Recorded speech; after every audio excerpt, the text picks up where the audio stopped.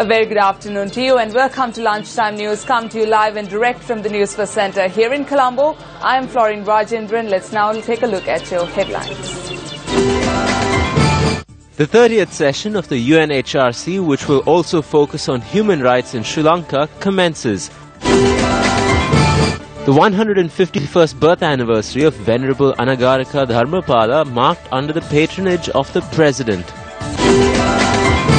Prime Minister Ranil Wickremesinghe on an official visit to India. Gotabaya Rajapaksa and Namal Rajapaksa summoned to the FCID. On to your top story this afternoon, the 30th session of the United Nations Human Rights Council is scheduled to commence later today in Geneva, Switzerland. Representing Sri Lanka at the UNHRC session are Foreign Minister Mangala Samaraweera, Minister of Justice Vijayadasa Rajapaksa, Sri Lanka's permanent representative to the United Nations in Geneva, Ravinatha Arya Singha, and a group of Foreign Ministry officials. The Foreign Ministry reported that Minister of Foreign Affairs Mangala Samaraweera, Minister of Justice Vijayadasa Rajapaksa, and a group of representatives from Sri Lanka held discussions with the UN High Commissioner for Human Rights, Prince Zaid Rad Al Hussein, yesterday. Senior Attorney at Law Dr. Pratibha Mahanamaheva noted that this UNHRC session is important to Sri Lanka due to two main reasons.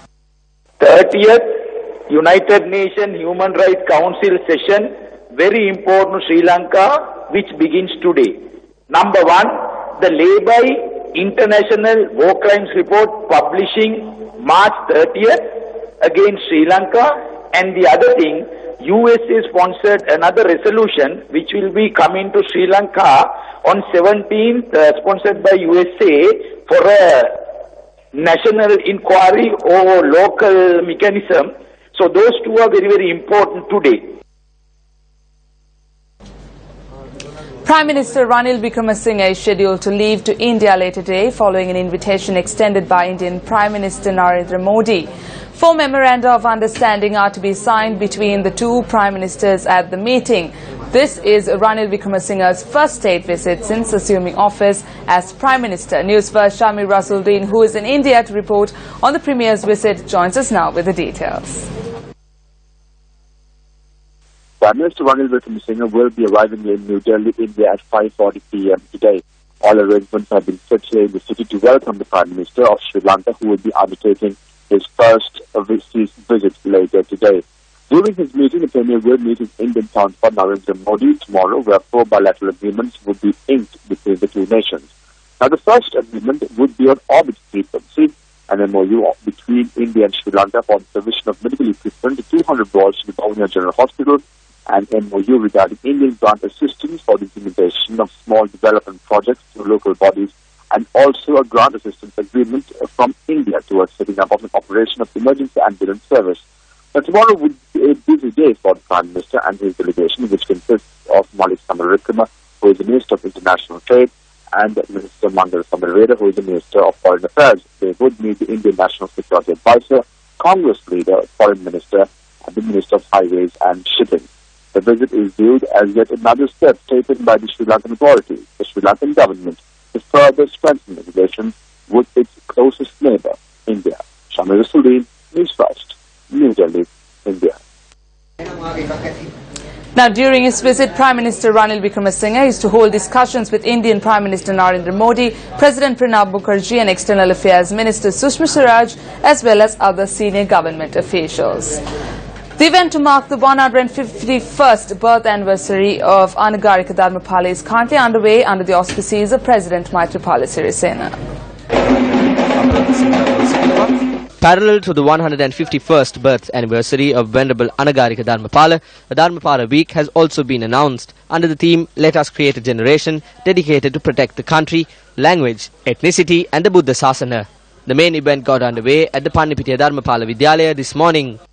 නිරාවරණය කිරීම සිදු වුණා මේ පැලජවාදී චන්ද්‍රජේ කරු ජනාධිපති මෛත්‍රීපාල සිරිසේන මැතිතුමන් සැපමිනෙන මොහොත මේ මොහොතේදී ශාලාව තුලදී ශ්‍රීමත් අනගාරික ධර්මපාලතුමාගේ පිළිරුවට මල් මාලා පැනඳවීමෙන් එතුමාගේ Several dignitaries, including Minister of Education Akila Viraj Kariyawasam, Western Province Chief Minister Isuradeva Priya, were present at the event.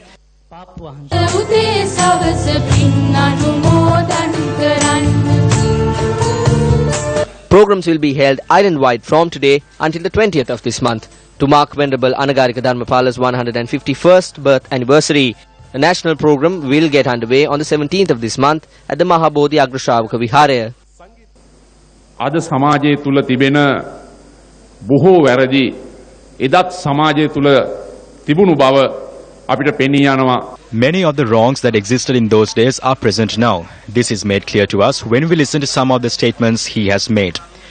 During his last years, while on a visit to India, he had said that he wouldn't want to lay his head where there were cruel, unprincipled Sinhala people. This is because he was also disheartened by the obstacles he came across when trying to bring about social and cultural upliftment. Therefore, at present, how do we use the Dharmapala Chintana as a nation to grow, to bring a reawakening to Buddhism, to strengthen abstinence programs and create a principled society? This is a school with 5,000 students, both girls and boys. It is not easy to administer such a large number. When I asked the school principal how he manages, he said his students don't trouble him so much. එතුමා මාත් එක්ක කිව්වා නෑ මගේ දරුවෝ එච්චර මට කරදර කරන්නේ නැහැයි කියලා හිතමු. Former Defence Secretary Gotabaya Rajapaksa and MP Namal Rajapaksa were summoned to the Financial Crimes Investigation Division earlier this morning in order to record statements from them. Acting Police Media spokesperson SSP Priyantha Jayakodi stated that the former Defence Secretary was summoned to obtain a statement over the manner in which funds were allegedly used from the Urban Development Authority to conduct the D.A. Rajapaksa Memorial Museum.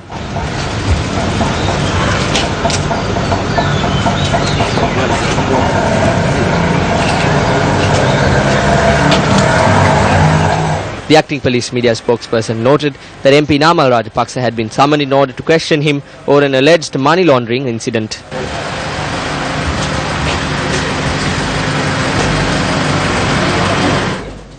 Meanwhile, the police headquarters state that physical and expert evidence will be obtained in connection with the killing of Seya Sedeumi in Kodadeniava. Acting police media spokesperson SSP Priyantha Jayakodi said that 3 special investigation teams have been deployed to carry out investigations. Police is continuing investigation into the killing of Seya Seumini, reported from Akarangaha in Kotadeniao police area. Yesterday, the post-mortem was ordered by the acting magistrate of Miniwangoda, Mr. Vijay Suri. And today, police is seeking to continuing of the post-mortem at Nigambu General Hospital. And police has found a couple of very vital physical evidence at the scene of crime, and also expecting to find some more expert evidence during the course of post-mortem examination. And police is continuing the investigation and expecting to apprehend the culprit within very shortly. The body of 5-year-old Seya Sadeumi, who was reported missing from a home in Kodadeniava 2 days ago, was discovered last morning on the bank of a waterway adjacent to a house. In other local news, police say that search operations are underway to locate the 2 individuals who went missing after bathing in the sea in the Dadal area in Gaul. The police media spokesperson's office said that the area residents were able to rescue 1 person after 3 went missing yesterday. The 20 and 25-year-old missing individuals are residents from Vadaruba area, and search operations are underway with the assistance of the Navy to locate them.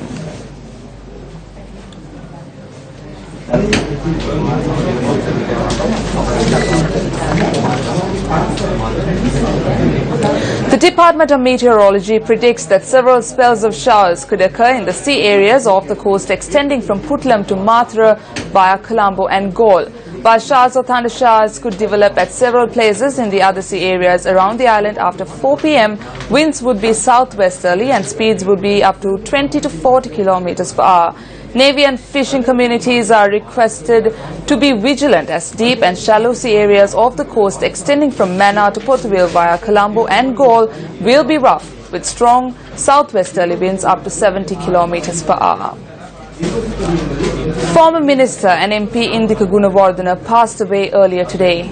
He was 72 years at the time of his demise. Gunawardena was the brother of MP Dinesh Gunawardena and the eldest son of Philip Gunawardena and a former cabinet minister. 10 new ministers have been appointed to the Western and Northwestern Provincial Councils. The new ministers were sworn in before President Maithripala Sirisena this morning. Chief Minister of the Western Province, Isuru Devapriya, was sworn in as the Provincial Minister of Finance and Planning, Engineering Services, Law and Order and Local Government and Local Administration. In addition, the Chief Minister is also vested with Economic Affairs, Power and Energy, Environment, Water Supply and Tourism. Ranjit Somawansa was sworn in as Provincial Minister of Education, Culture, Sports, Youth Affairs and Information Technology. Gamini Tilakasiri was appointed as the Minister of Agriculture, Land, Irrigation, Livestock and Farming Development. Lalit Vanigaratna was sworn in as the Minister in charge of Fisheries, Transport, Cooperative Development, Housing and Construction, Infrastructure, Industries and Rural Development. Nishant Sri Varnasinghe was sworn in as the Minister of Health, Indigenous Medicine, Social Welfare, Probationary and Child Protection and Women's Affairs. Meanwhile, Northwestern Province Chief Minister Dharmasiri Dasanayake was sworn in as the Provincial Minister in charge of 10 subjects including Finance and Planning, Engineering Services, Law and Order and Local Government and Local Administration. Gunadasa Deigama was sworn in as the Provincial Minister of Transport, Cooperatives, Trade, Housing and Rural Development. Samant Kumara was appointed as the Provincial Minister of Education, Culture, Sports and Youth Affairs. Lakshman Harishchandra was sworn in as the Provincial Minister of Indigenous Medicine, Social Welfare, Probationary and Child Protection. W.J. Sumal Thisera was appointed as the Provincial Minister of Land, Irrigation, Fisheries and Farming Development.